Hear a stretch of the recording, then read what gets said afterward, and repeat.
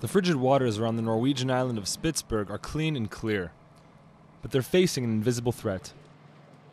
Soaring levels of CO2 over the past century are being absorbed by the world's oceans, turning them more and more acidic and harming marine life.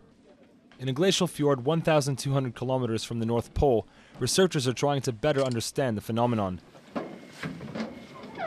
They've plunged 9 gigantic tubes into the ocean, into which they inject CO2.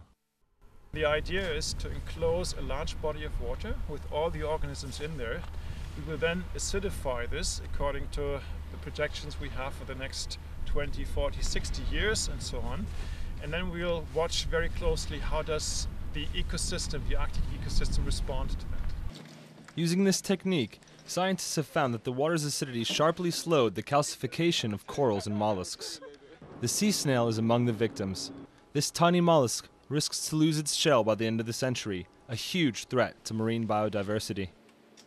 They are a key species for the Arctic food system because they are feeding on very small particles and on phytoplankton and small stuff, and they're getting quite big, and really big animals like whales and fish and birds can feed on them. But it's not just biodiversity under threat. When these snails die, their shells harness all the CO2 ingested throughout their short lives, making them a valuable ally in the fight against global warming. An ally now in danger of being lost.